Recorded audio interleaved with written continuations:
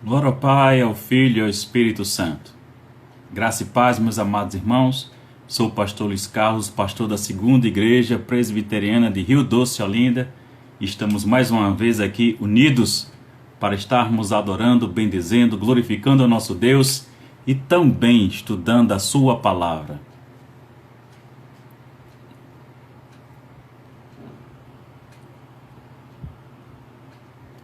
Graça e paz, Wagner. Graça e paz, Cida. Isso, agora estamos com som. Tá ok? Perfeito. Então, meus amados, vamos ler um trecho da palavra. Graça e paz, Wellington. Vamos ler um salmo e teremos um momento de adoração, ok? Wagner, ele está em São José dos Campos, São Paulo. Glória a Deus, meu irmão. Vamos ler o Salmo de número 96. Pedagogia Cristã de volta. Graça e paz, amada. Salmo de número 96, que diz o seguinte: Cantai ao Senhor um cântico novo. Cantai ao Senhor todas as terras. Cantai ao Senhor, bendizei o seu nome, proclamai a sua salvação dia após dia.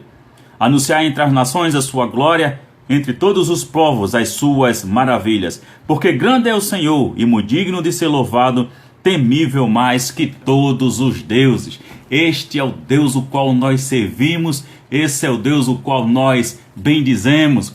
Graça e paz, Raquel de Belo Horizonte. Muito bem, Wellington. Também pastor Wellington, Fortaleza, seja bem-vindo, meu nobre pastor. Só coisa boa na sua vida. Graça e paz, Cida.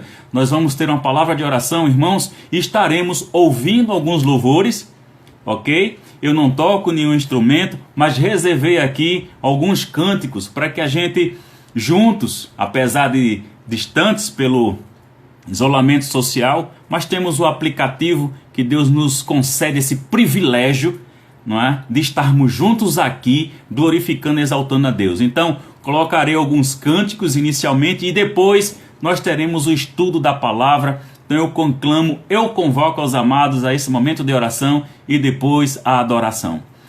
Pai bendito, Pai amado, em Tua trina presença, nós louvamos, glorificamos, exaltamos o Teu nome, porque nós reconhecemos, ó Deus, que só Tu és digno de todo louvor. Pai amado, nosso coração se enche de alegria, de prazer e satisfação na Tua trina presença.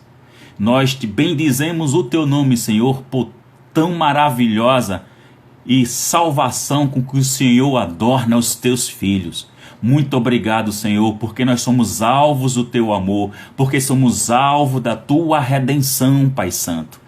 Nós também te bendizemos e nos alegramos e nos regozijamos pelo Espírito da promessa, este que habita em nós, Pai Santo. Muito obrigado, Senhor. E a este Espírito nós rogamos toda a sua atenção e direcionamento nesta noite, para que o Senhor em tudo venha a ser exaltado e glorificado. Essa é a singela oração do teu povo que se chama pelo teu nome, em nome de Jesus. Amém.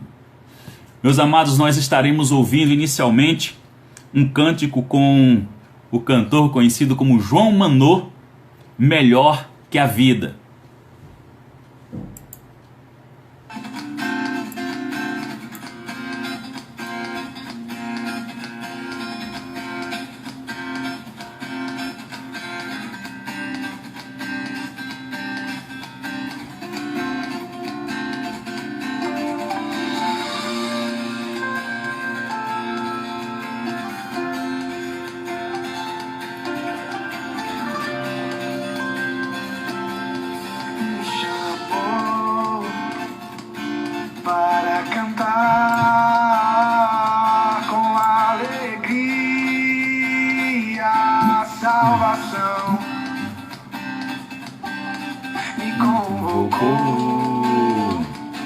Para seguir, eu vou com ele até o fim.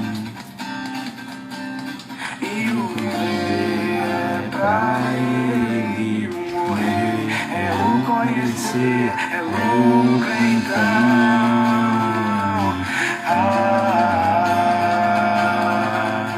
A tua graça é melhor do que a vida. Nenhuma palavra pode o expressar. Ele é a expansão do amor do coração. Muito bem, Wagner.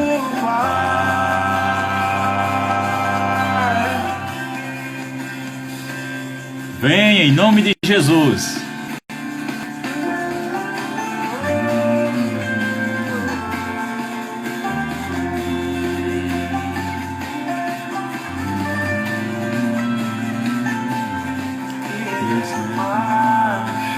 Glorificado em mim, quando estou mais satisfeito nele.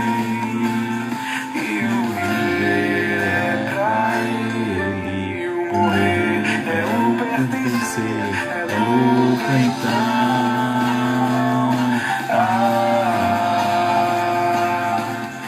A tua graça é melhor do que a vida. Nenhuma palavra pode o expressar. Ele é a expansão do amor do coração do Pai.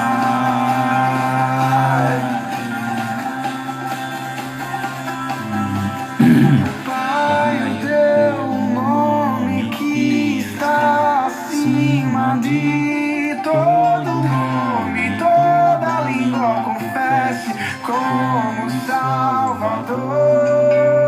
Digno é o Cordeiro de desatar os 7 selos, resgatou povos de toda língua, toda raça e toda cor.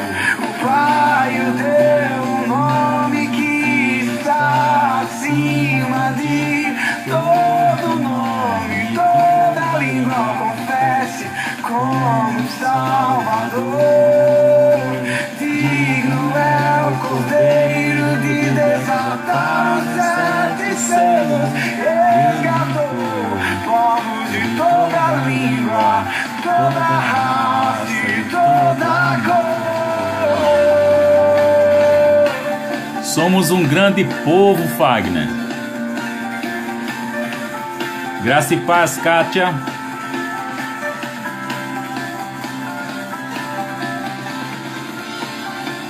Por isso que eu disse que somos um grande povo.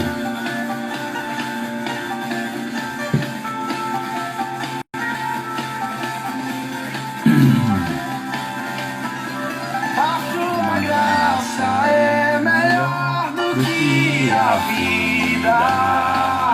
Nenhuma palavra pode o expressar.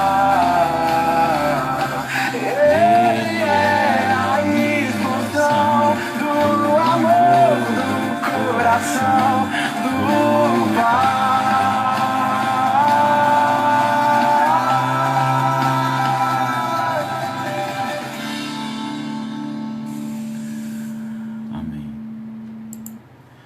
O segundo louvor que nós iremos adorar a Deus é o Sola Gratia da banda Dort.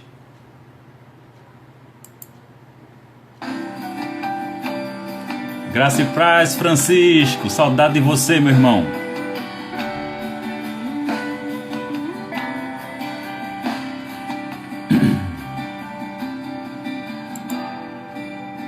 Deixo o Éden, eu pequei, teu querer eu desprezei, fui rebelde, fugi do Senhor.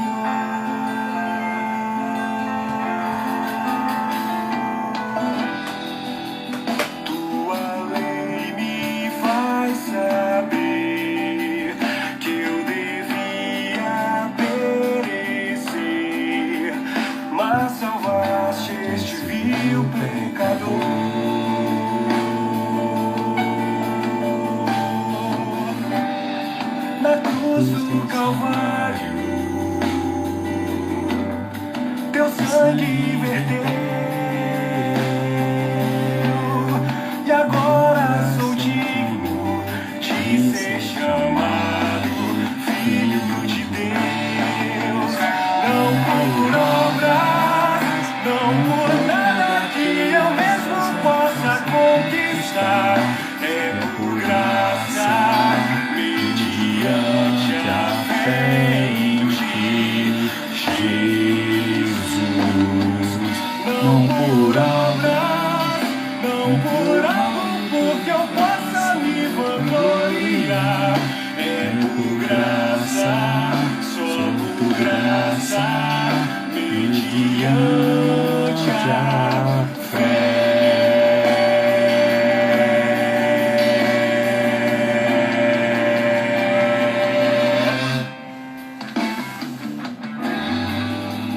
Deus provou o seu amor quando eu era pecador. O Cordeiro perfeito enviou.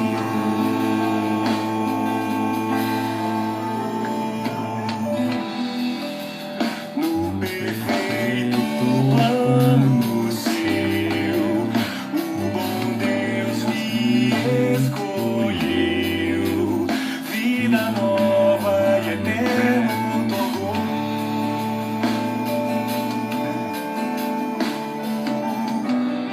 A vida é o Cristo que ressuscitou. Por isso sou digno de ser chamado filho de Deus. Não por obras, não por nada que eu mesmo possa conquistar, é por graça, mediante a fé em ti, Jesus. Não por obras, não por algo porque eu possa me vangloriar, é por graça, só por graça, mediante a fé.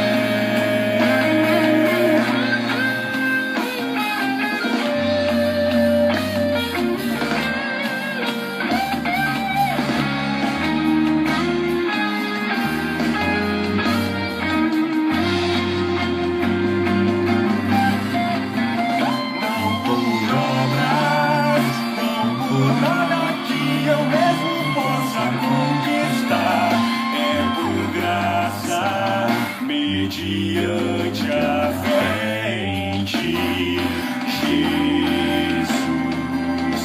Não por obras, não por algo que eu possa me gloriar, é por graça, só por graça, mediante a fé.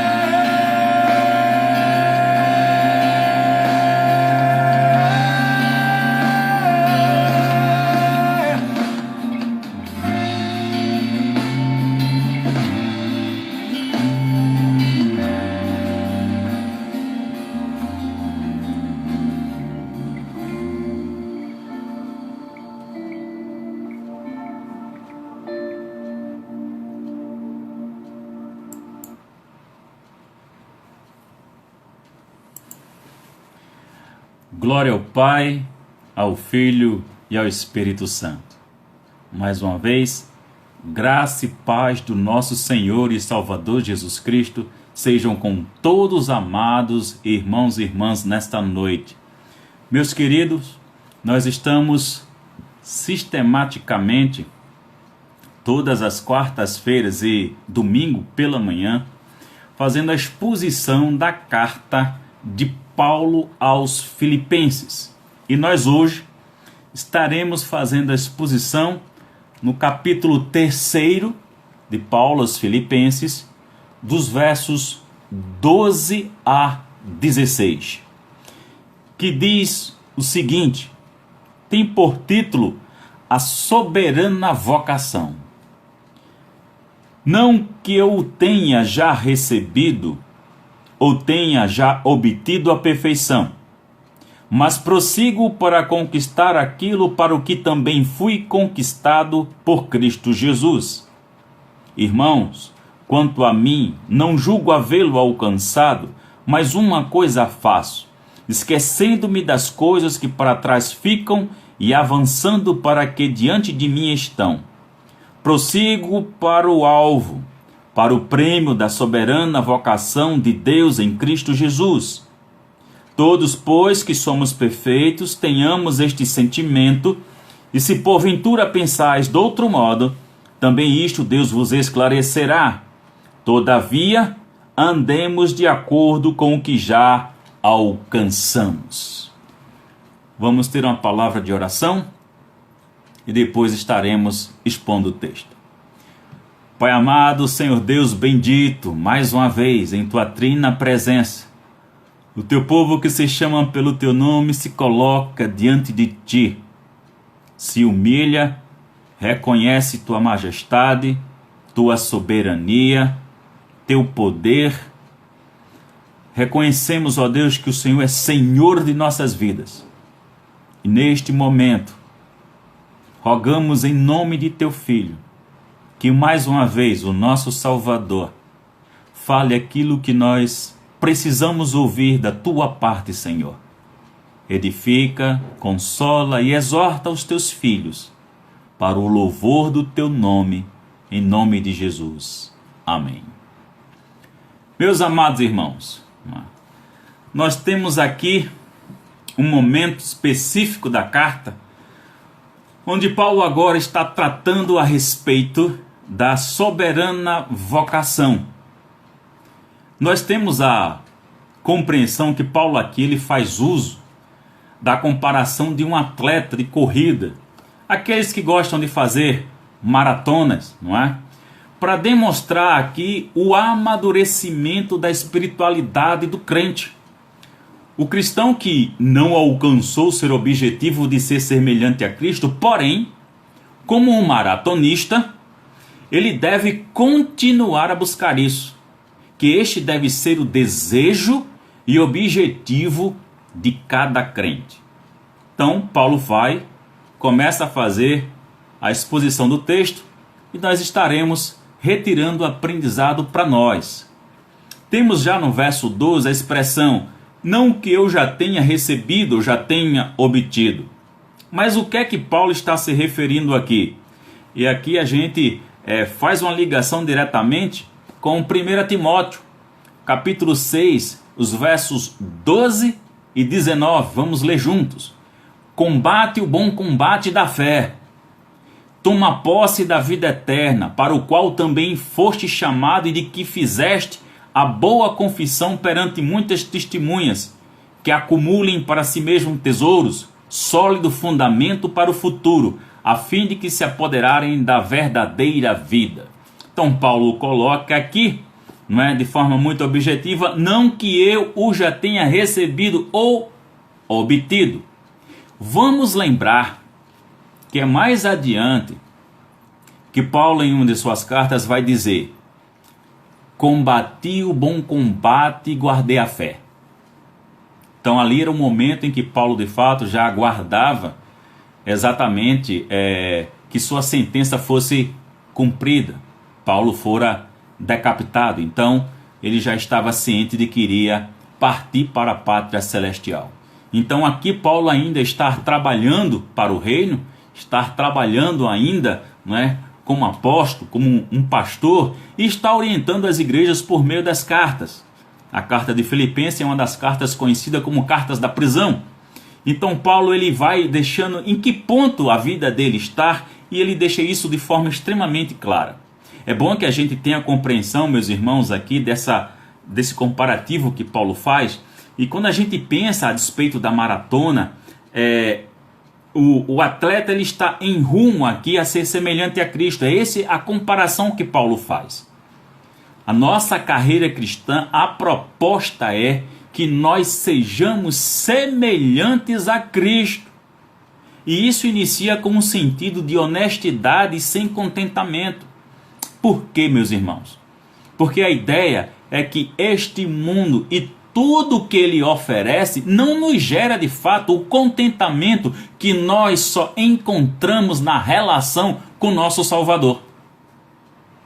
Então parte dessa premissa, não é? É tanto que eu gosto do comentário que o nosso reformador João Calvino faz. Ele diz assim: Paulo insiste sobre isto com o fim de convencer os filipenses de que em nada mais pensa senão em Cristo, em não saber de nada mais, em não desejar nada mais, em não se ocupar com nenhum outro tema de meditação que não seja, meus irmãos, o Cristo.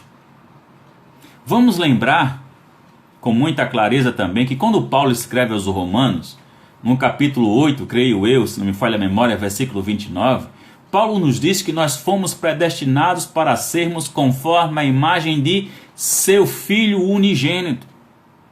Então, meus irmãos, é uma responsabilidade, é um compromisso que nós temos de sermos exatamente como Cristo. Afinal de contas, quando nós nos assumimos e dizemos que somos cristãos, cristão é um Cristo pequenino. Então, a ideia que Paulo coloca aqui e faz a comparação com aquele atleta que corre, é que ele emprega aqui todo um esforço para de fato ser igual a Cristo. Então Paulo faz essa comparação, né? Ele segue dizendo que a perfeição, mas prossigo para conquistar aquilo que também eu fui conquistado por Cristo Jesus. Hebreus, no capítulo 12, o verso 23, vai dizer: a igreja dos primogênitos arrolados nos céus, e a Deus o juiz de todos, e aos espíritos dos justos aperfeiçoados. Isso é o que Paulo entende e se arremete a respeito da perfeição, não é isso? Mas algo me chama a atenção aqui, é a palavra prossigo, que nos dá um significado assim, mais profundo a despeito daquilo que Paulo está ensinando. A palavra grega era usada para se referir aqui a um velocista ou a um maratonista, ok? E diz respeito a uma ação agressiva e enérgica. Vejam bem, aquela pessoa que está correndo, mas que está empregando todo o seu esforço, toda a sua energia concentrada na sua carreira. O apóstolo ele trabalha aqui e ele mostra que batalha pela santificação com toda a sua força, esforçando, vamos assim dizer, por analogia, toda a sua musculatura espiritual. Com que finalidade? Alcançar o prêmio, que ele inicia dizendo ser semelhante a Cristo. Então isso nos chama a atenção, porque quando a gente para pensar, então a gente reflete acerca da nossa própria vida. Quanto nós estamos nos esforçando a sermos semelhantes a Cristo? É uma pergunta que todos nós devemos responder, inclusive eu mesmo. É algo que devemos pensar e refletir a despeito da nossa própria vida. E como nós estamos vivendo, como estamos conduzindo isso. Existe de fato esse empreendimento, esse esforço enérgico, essa concentração de energia, não é? De nos focarmos, ser igual a Cristo, ser semelhante a Cristo. A gente precisa responder, cada um de nós, a nós mesmos. De parar para pensar e refletir acerca do nosso dia a dia, a maneira com que nós estamos vivendo a nossa vida. Porque é isso aqui o que Paulo está exatamente deixando claro. E tem algo importante aqui. Quando a gente vê a questão da perfeição, não é? Eu li para vocês aquilo que está dito em Hebreus 12, 23, mas para a gente esclarecer mais ainda, isso aqui que Paulo está mencionando, ele está refletindo o próprio ensino de Jesus Cristo. Exatamente, meus irmãos. Não nos esqueçamos que Paulo, ele foi doutrinado. Paulo, ele foi ensinado por Priscila e Áquila. Ok? Então, O que é que Paulo fala aqui? Ele reflete o ensino do Salvador. Mateus, capítulo 5 e o versículo 48. Portanto, veja a ideia da perfeição. Portanto, sede vós perfeitos, como perfeito é o vosso Pai Celeste. Então, quando Paulo traz aqui essa questão da perfeição, ele está justamente remetendo ao ensino de Jesus Cristo. A isso aqui que o nosso Salvador ordena para os discípulos. E aí tem essa frase muito bonita que Paulo continua: fui conquistado por Cristo. Fui conquistado por Cristo. Calvino diz algo aqui que me chama muita atenção. Ele diz assim: Paulo foi alcançado por Cristo para que pudesse alcançar Cristo. Veja que coisa interessante. Mas não é assim que acontece. O nosso Salvador não vem até nós. Então vejamos bem. Paulo foi alcançado por Cristo para que pudesse alcançar Cristo. Isto é, que ele nada fez exceto sob a influência e diretriz de Cristo. Vejam que coisa maravilhosa. E todos vocês já passaram por isso. Um dia, o Salvador foi ao encontro de você. Converteu seu coração. Transportou você do reino das trevas para o reino do Filho do seu amor. E esse dia foi um dia glorioso, único, e dividiu sua vida antes e depois. Esse foi o marco da sua vida, o encontro pessoal com Cristo. E é interessante que nós sabemos que o Espírito Santo, ele nos imputa a fé. Ele coloca a fé em nós para que nós abracemos a Cristo como Senhor e Salvador. É por isso que está certa a afirmação de Calvino. Paulo foi alcançado por Cristo para que pudesse alcançar Cristo. Isso é maravilhoso, é espetacular, meus irmãos. Que coisa linda, que coisa maravilhosa. Que Deus maravilhoso é esse. É muito amor para conosco, pecadores indignos. Mas Paulo segue e continua orientando a igreja e fala: irmãos, quanto a mim, não julgo ao vê-lo alcançado.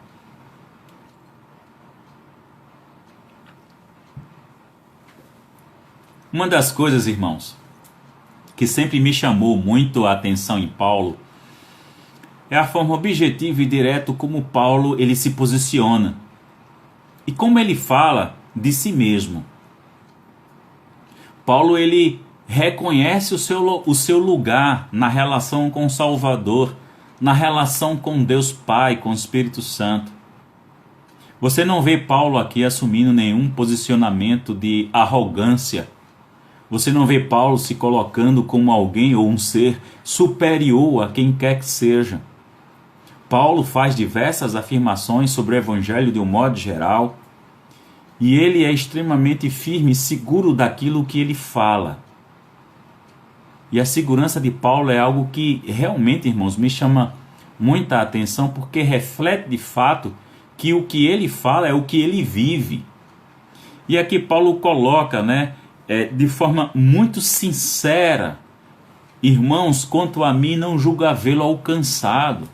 Paulo não se coloca que foi alguém que já havia alcançado aquilo que estava sendo dito desde o início, que é justamente ser semelhante a Cristo, mas Paulo continua nesta batalha.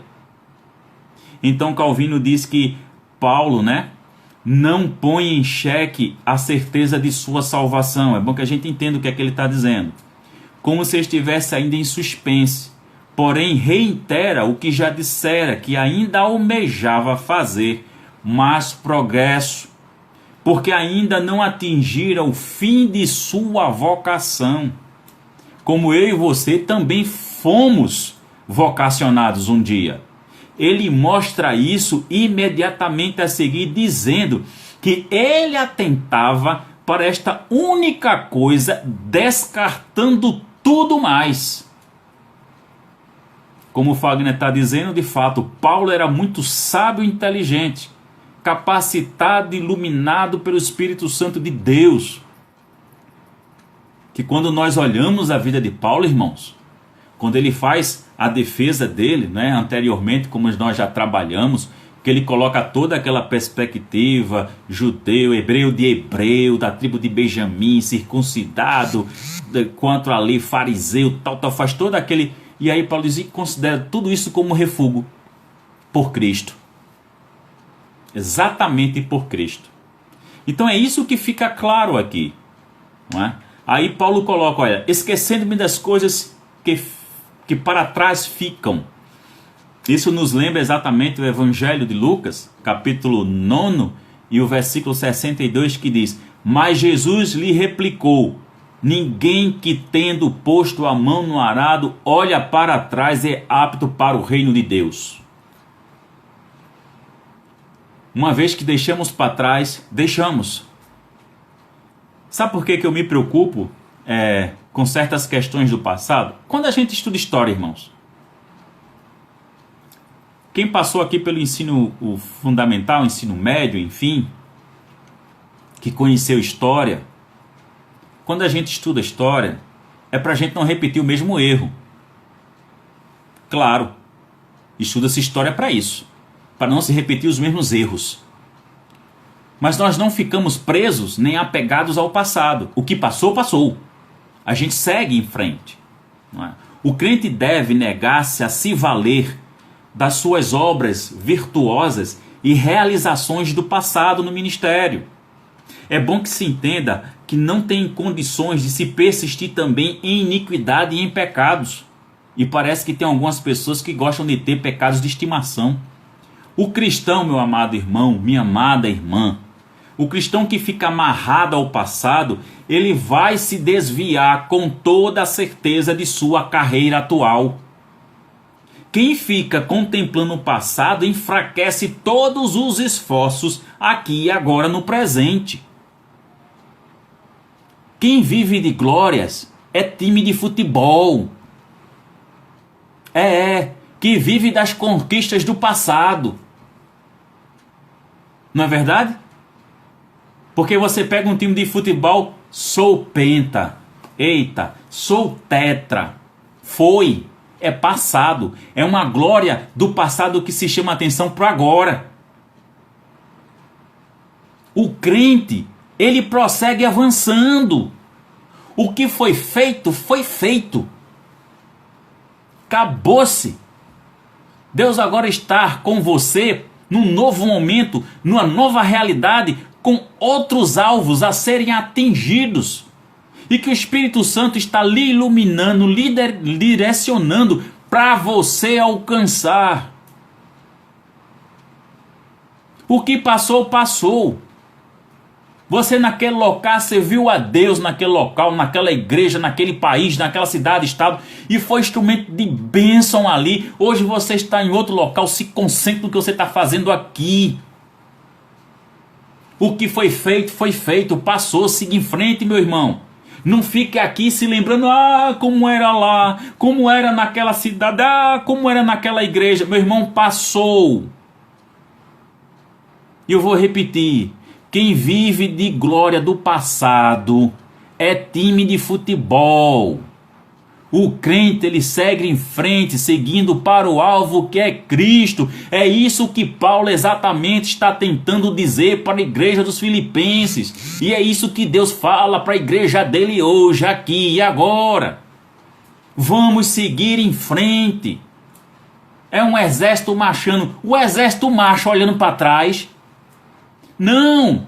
O exército marcha olhando para frente o que ele vai conquistar. Então assim a gente segue a nossa vida. É tanto que Paulo coloca, olha, e avançando para as que diante de mim estão. Hebreus capítulo 6 e o verso 1 diz: por isso, pondo de parte os princípios elementares da doutrina de Cristo, deixemo-nos levar para o que é perfeito, não lançando de novo a base do arrependimento de obras mortas e da fé em Deus. É seguir em frente. O alvo é Cristo. A gente não é para olhar nem para a esquerda nem para a direita. É para Cristo. E aproveitando o trocadilho, não é para a gente ficar aí namorando os partidos de esquerda, nem namorando os partidos de direita. A gente segue para Cristo. A gente segue em frente. Ralph Martin, que é um comentarista do Novo Testamento, ele diz o seguinte: o quadro é o do corredor que sabe como uma olhadela para trás pode distraí-lo e assim exerce o máximo esforço em prosseguir na corrida. O atleta deve evitar todo esforço em correr, mas não sem meta. É realmente, meus irmãos, quando você assiste uma corrida, pronto, as famosas corridas de 100 metros, quando dá o tiro, pá, o velocista sai disparado, não sai? Verdade. Ele olha para trás. Se ele olhar, ele cai, se arrebenta todinho, porque ele pode tropeçar. Ele não está vendo o que está na frente. Quando se dá o tiro, que dá a largada, ele só tem um pensamento: atingir o prêmio, alcançar o alvo, chegar lá. Da mesma forma, somos nós. Cada um de nós estamos vivendo hoje a carreira cristã proposta por Deus. Eu e você. E devemos envidar todo o nosso esforço nesta carreira. Agora, tem um detalhe. A gente não corre feito um doido aleatoriamente, não. A gente tem um objetivo. E aí eu vou voltar para o cerne da questão: ser semelhante a Cristo. Prossigo para o alvo. Prossigo para o prêmio. E aí é quando a gente lembra aquilo que eu estava falando anteriormente, que Paulo fala para Timóteo em sua segunda carta, no capítulo 4 e o versículo 7, que Paulo diz exatamente o seguinte: combati o bom combate, completei a carreira, guardei a fé. Aí sim, Paulo estava ciente do que iria acontecer com ele. Paulo sabia que de fato se aproximava seus últimos dias, seus últimos momentos de vida, e que ele estaria indo ao encontro do nosso Salvador na pátria celestial. É quando Paulo entendeu que de fato a sua carreira chegou ao fim. E isto é um sentimento bom, de entender que aquilo que Deus havia proposto para ele viver, ele viveu com todas as suas forças, com toda a sua dedicação, com todo o seu empenho, sem vacilar, sem sequer olhar para trás, seguindo sempre para o alvo. Paulo aqui estava preparado para receber o prêmio. E que deve ser meu desejo, deve ser seu desejo, deve ser nossa meta. Mas precisamos olhar para nós mesmos. Não se preocupem com os outros. Não olhem para os outros. Não fique com aquela ideia de que, poxa, era bom que fulano estivesse aqui para ouvir. Quem está ouvindo é você. Então, já que é você que está ouvindo, receba a palavra e seja obediente a ela. Analise-se, faça a reflexão da sua própria vida e veja como você está vivendo, para que a gente corrija o que é necessário, para que a gente alcance o prêmio, para que a gente atinja o alvo, alcancemos a meta, ser semelhante a Cristo. Hernandes Dias Lopes, comentando sobre o texto, ele diz o seguinte: os gregos costumavam usar esse termo para descrever um caçador perseguindo avidamente a presa. Um indivíduo não se torna um atleta vencedor ouvindo palestras, lendo livros ou torcendo nos jogos. Antes, o atleta bem-sucedido entra no jogo e se mostra determinado a vencer.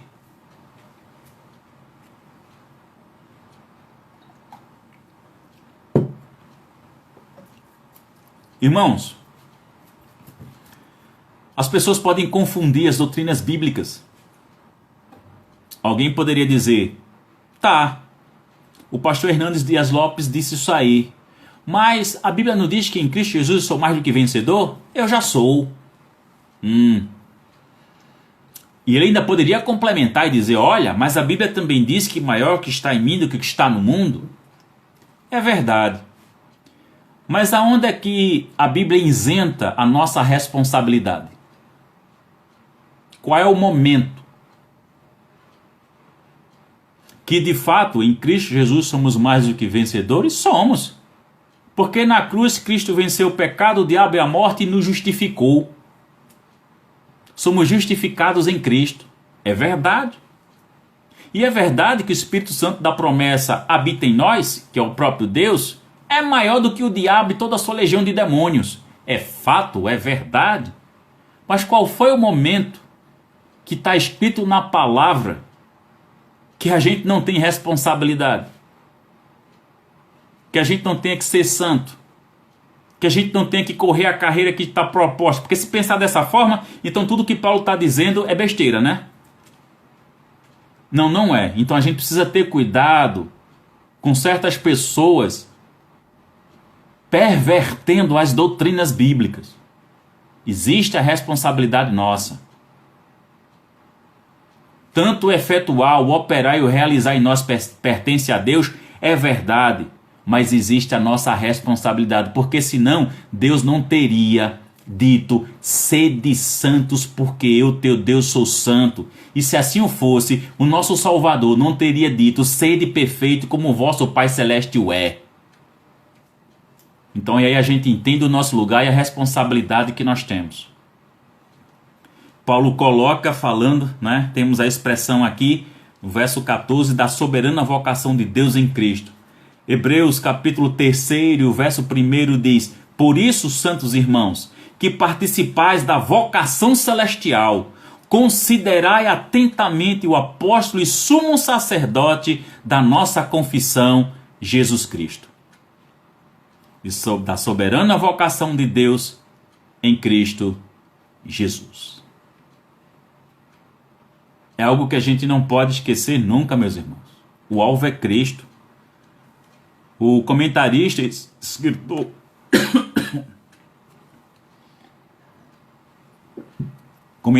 escritor do Novo Testamento, John MacArthur, ele diz o seguinte: a hora em que Deus chamar cada cristão para o céu e para a sua presença, será o momento de receber o prêmio que foi um alvo inatingível na vida na terra. É verdade. Romanos 8, Fagner está comentando, que fala sobre tudo isso que nós estamos expondo. É verdade. Concordo com o que John MacArthur de fato nos diz. Aqui é transitório. E a gente vai receber a coroa da vida é lá, na pátria celestial, não é aqui. Mas a carreira está proposta aqui. Não é verdade? O atleta correndo. Ele recebe aquela coroa de louros. Na pista ou no pódio?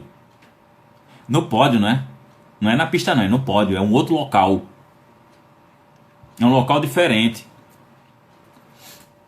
É uma posição diferente. Entende agora porque Paulo faz essa analogia?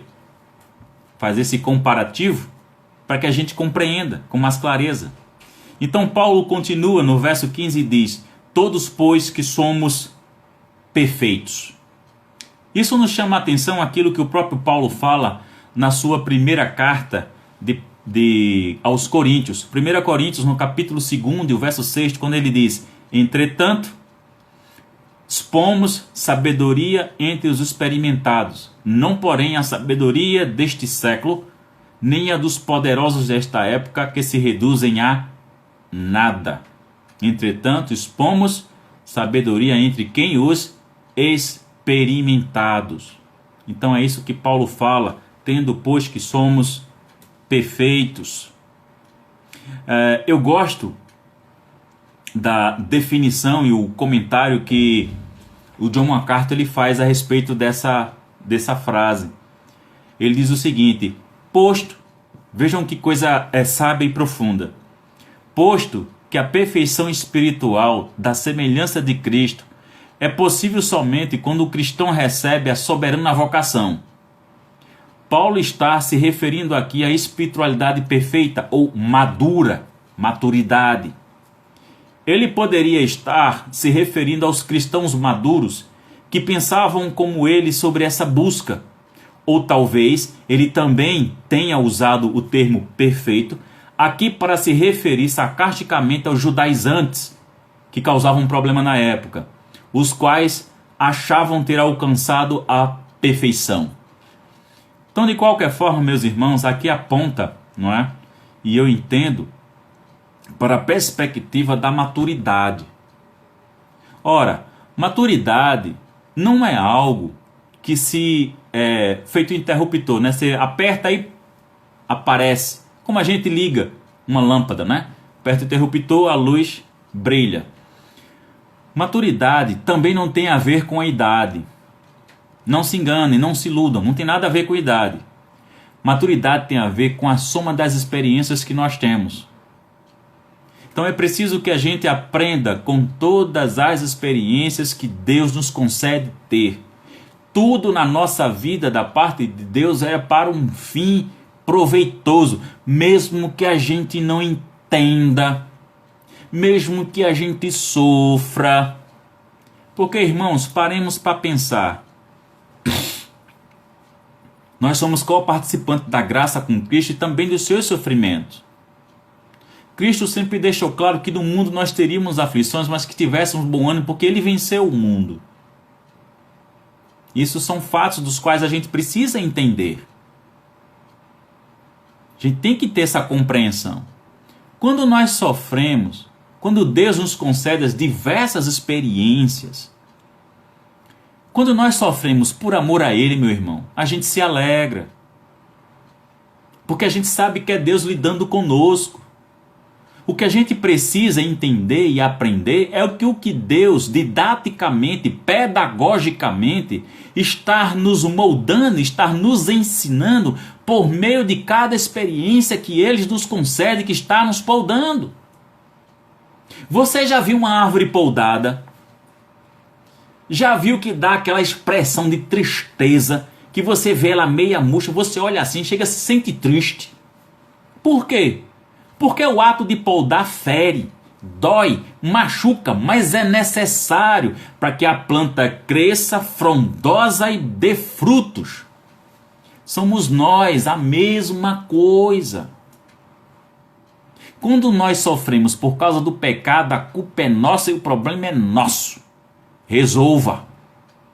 A gente tem que se resolver. Fora isso, o que a gente experimentar de sofrimento, de perseguição, é um fim proveitoso para nós. Irmãos, não se esqueçam, não se iludam. Nós seremos sim perseguidos. Cristo disse que o mundo odiou a Ele, disse que o mundo também nos odeia. O que é que a gente fica esperando do mundo?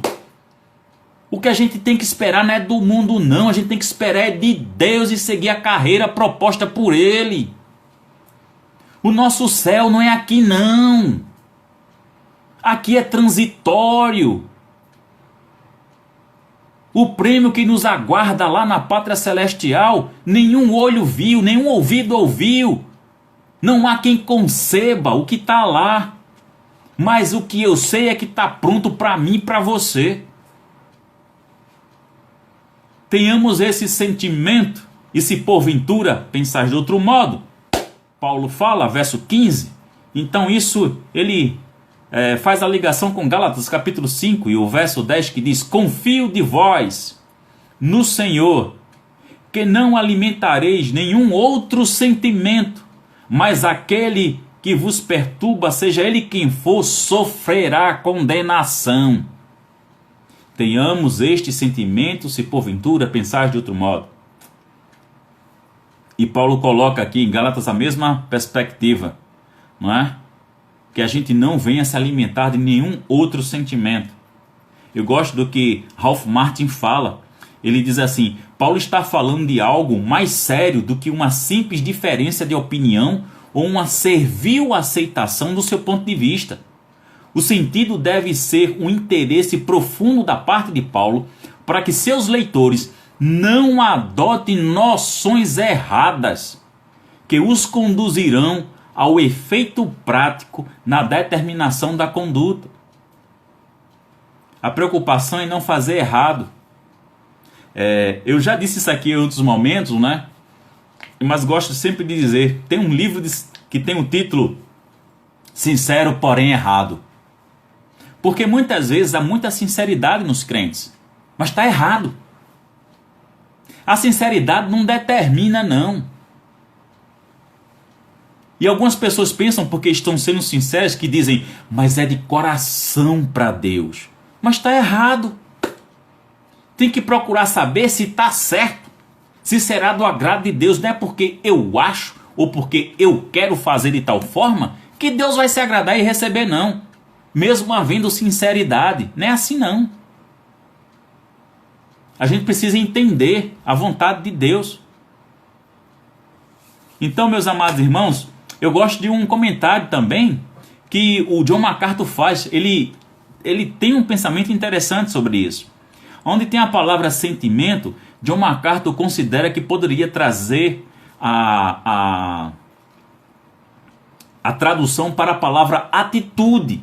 Aí ele diz, atitude é uma tradução melhor. Os cristãos devem ter a atitude de buscar o prêmio da semelhança de Cristo. Eu sou inclinado a concordar com essa possível tradução. Então nós poderíamos dizer, tenhamos esta atitude. É interessante isso. E de fato é essa atitude que a gente tem que ter, porque esse é o cerne da questão que Paulo está falando desde o início, de sermos semelhantes a Cristo. E aí vem o verso 15, onde Paulo também coloca a expressão, também isto Deus vos esclarecerá. Isso nos chama a atenção para Oséias, capítulo 6, e o verso 3 que diz, conheçamos e prossigamos em conhecer ao Senhor. Como a alva a sua vinda é certa, e ele descerá sobre nós com uma chuva seródia que rega a terra.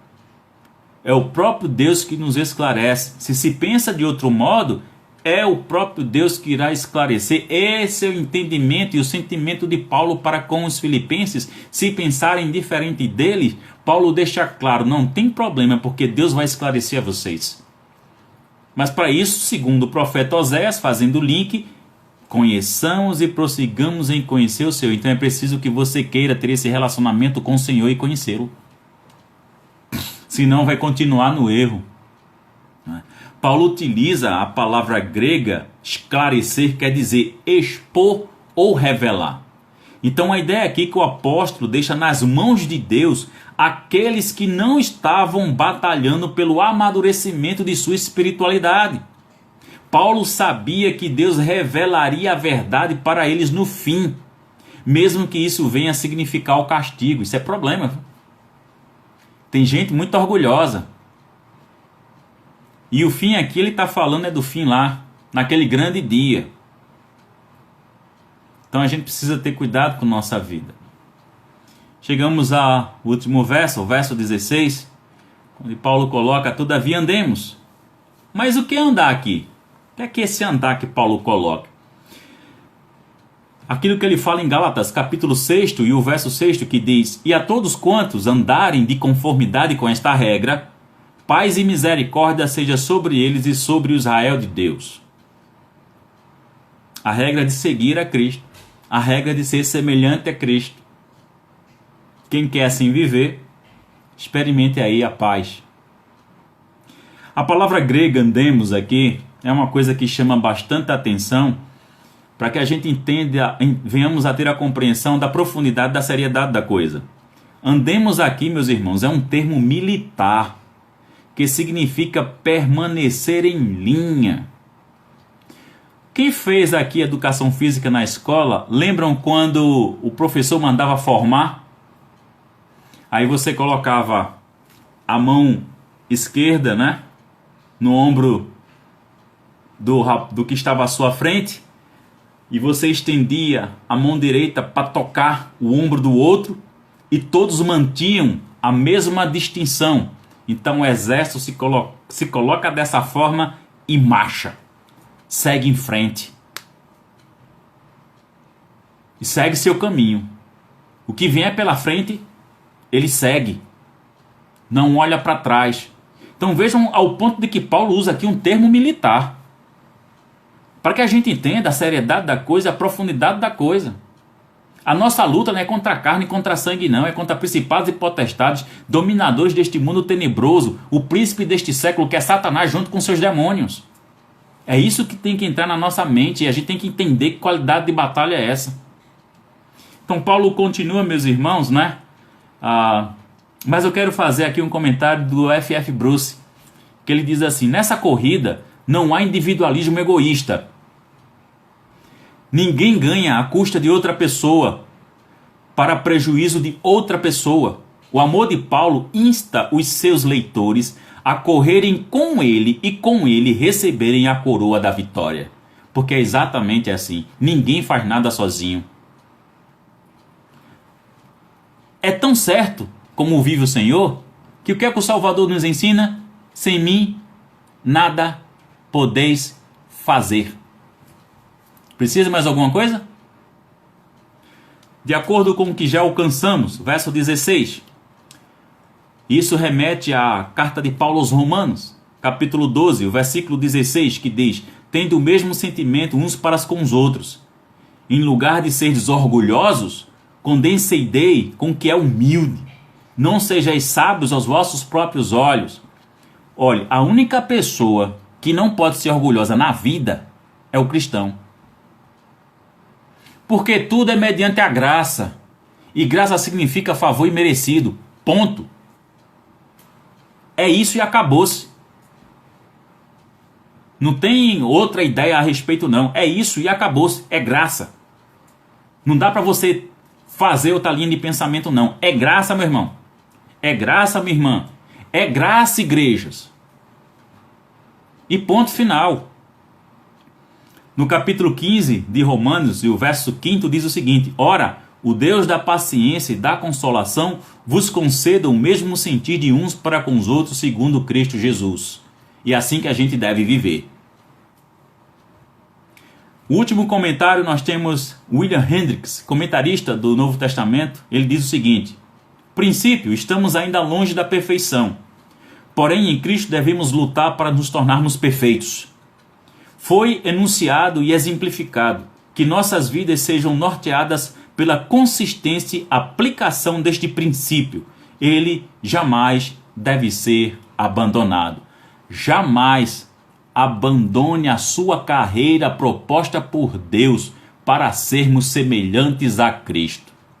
Que Deus os abençoe, meus irmãos, e aplique essa palavra aos nossos corações, e que o amado Espírito Santo que nós habita nos capacite cada dia, nos fortaleça cada dia, nos dê discernimento espiritual e sabedoria para que venhamos colocar em prática isso que o Espírito diz a nós que somos a igreja.